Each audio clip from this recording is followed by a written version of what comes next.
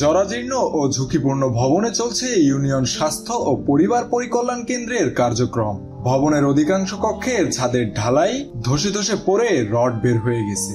জীবনের ঝুঁকি নিয়ে দায়িত্ব পালন করছেন কেন্দ্রটিতে কর্মরত FWV ও অন্যান্যরা। এ চিত্র খুলনা জেলার দিঘলিয়ায়। খুলনা স্বাস্থ্য প্রকৌশল অধিদপ্তরকে চিঠি দিয়ে বিষয়টি অবহিত করা হয়েছে। অন্যদিকে গুরুত্বপূর্ণ সেবা প্রদানকারী এ কেন্দ্রটিতে জনবল সংকটের কারণে কাঙ্ক্ষিত সেবা থেকে বঞ্চিত হচ্ছে এলাকাবাসী। পরিবার কল্যাণ কেন্দ্র সূত্র থেকে জানা গেছে, 1982 সালে 37 শতক জায়গার উপর ঈদগাহ সংলগ্ন দিঘলিয়া উপজেলার ইউনিয়ন স্বাস্থ্য পরিবার কল্যাণ কেন্দ্রটি নির্মিত হয়। নির্মাণের পর দীর্ঘ 4 দশকেরও বেশি সময় অতিবাহিত হয়েছে। তবে এ সময়ের মধ্যে কেন্দ্রের ভবনটি মাত্র 3 বার সংস্কার করা হলেও সেটির গুণগত মান ছিল খুবই খারাপ। ভবনের অধিকাংশ কক্ষের ছাদের ঢালাই ধসে পড়ে রড বের হয়ে আছে। ছাদের বিভিন্ন স্থানে ফাটল দেখা দিয়েছে।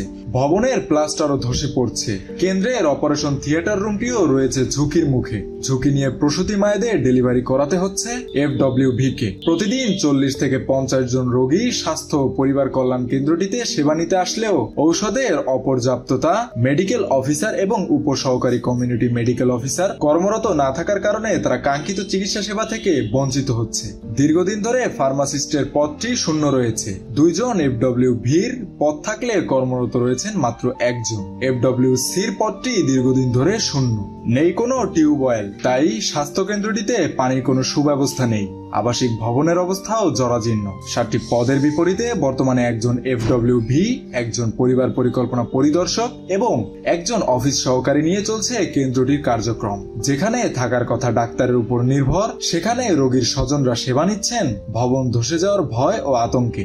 এখানে সেবা নিতে হয়েছে, সেবা খুবই ভালো, কিন্তু এই পরিস্থিতি দালানের ইসি এটা একটু উন্নতি হলে আরো ভালো হতো। ফাইটে গেছে, রড বেরিয়ে গেছে, যে ফাটটা রয়েছে, যে দালান ফাইটে গেছে, ই করেছে, এটাতে একটু ভয় করে। স্থানীয় ইউপি সদস্য মোহাম্মদ নাজমুল ইসলাম জানান, এলাকার মানুষের চিকিৎসার একমাত্র ভরসা স্থল ইউনিয়ন স্বাস্থ্য কেন্দ্রটি দীর্ঘদিন ধরে জরাজীর্ণ এবং ঝুঁকিপূর্ণ অবস্থায় রয়েছে। স্বাস্থ্য পরিবার কল্যাণ কেন্দ্রটিতে কর্মরতরা খুবই ঝুঁকিপূর্ণ অবস্থায় স্বাস্থ্যসেবা প্রদান করছে। ঝুঁকিপূর্ণ অবস্থায় আমরা স্বাস্থ্য সেবা দিয়ে থাকি, গর্ভবতী মায়ের সেবা দিয়ে থাকি আমরা, এবং প্রসব উত্তর সেবাটাও আমি এখান থেকে দিই, ডেলিভারি সেবা দিই। কিন্তু আমাদের ভবনটা খুবই ঝুঁকিপূর্ণ, আমরা ঝুঁকি নিয়ে এসব সেবা দিয়ে যাচ্ছি। আমরা ঊর্ধ্বতন কর্তৃপক্ষকে জানাইছি, ওনারা পুলিশের ব্যবস্থা নেবে, এবং আমি চাচ্ছি দ্রুত যেন এই ব্যবস্থাটা আমরা নেন। কারণ আজকেও আমি এখানে ঝুঁকি নিয়ে একটা ডেলিভারি করছি, কারণ আমার যে ওটি রুম সেটাও খুব ঝুঁকিপূর্ণ, যে কোনো সময় একটা দুর্ঘটনা ঘটতে পারে। কিন্তু আমাদের কাজ, আমরা হচ্ছে সেবামূলক একটা প্রতিষ্ঠানে চাকরি করে, আমাদের যে কোনো অবস্থায় আমাদের সেবা দিতে হবে। এখানে এখন বর্তমানে যারা কর্মরত আছেন এনারা খুব আন্তরিকতার সহিত আমরা সেবাটা দিই। কিন্তু আমাদের যে ভবন, মানে যেখানে বসে আমরা সেবা দিই, আমরা নিজেরাই প্রতিদিন ঝুঁকির ভিতরে থাকি। আমার এই যে পাশের রুম, কিন্তু আমার রুমটা একেবারেই ভেঙে চলে পড়ছে। আমি একদিন মিটিং করছি, আমি আমাদের স্টাফ কর্মীদের নিয়ে, তখন হঠাৎ করে আমার এই ফ্যানের পাইপ দিয়ে একদম টেবিলের পরে এসে উপর থেকে ছাদ ভেঙে পড়ছে। তারপর থেকে আমি একে বাইরেই বসতে হয়, আমাদের রুমের ভিতরে আসলে একেবারেই অযোগ্য। তাই এখানে যদি নতুন ভবন করা হয় এবং আমাদের অন্যান্য ইউনিয়নগুলোতে যেমন মডেল দোতলা FWC করা হয়েছে, ওইভাবে যদি করে দেওয়া হয়, তাহলে আমাদের সেবা দিতে, আমরাও মন খুলে সেবা দিতে পারি। আমাদের এখানে যারা সেবা প্রত্যাশী তারাও সংকোচ ছাড়া, ভয় ছাড়া সেবা নিতে পারে। এখান থেকে প্রতি মাসে প্রায় 5 থেকে 10 জন গর্ভবতী মাকে স্বাভাবিক প্রসব সেবা দেওয়া হয়। এছাড়া প্রসব পূর্ব সেবা দেওয়া হয়, অর্থাৎ গর্ভকালীন সেবা দেওয়া হয়।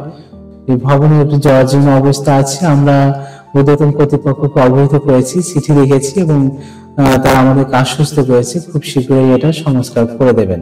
তারা বলছেন যে এই বিষয়টা তারা আমলে নিয়েছেন এবং খুব শীঘ্রই সংস্কারের বিষয়ে একটা ব্যবস্থা নেবেন। যদি পরিত্যক্ত ঘোষণা করার মতো হয় তাহলে পরিত্যক্ত ঘোষণা করবেন, আর যদি সংস্কার যোগ্য হয় তাহলে সংস্কার করে অতি সত্য যেন এটাকে একটা, মানে এটা একটা মডেল ইউনিয়ন স্বাস্থ্য পরিবার কল্যাণ কেন্দ্র, কিন্তু ঠিক সেভাবেই এটাকে গড়ে তোলা। এখনো পর্যন্ত সরজমিনে ভিজিট করেনি, তবে আমার সঙ্গে ওভার টেলিফোন কথা হয়েছে, ওরা খুব শীঘ্রই আসবেন, এসে এটা ভিজিট করবেন।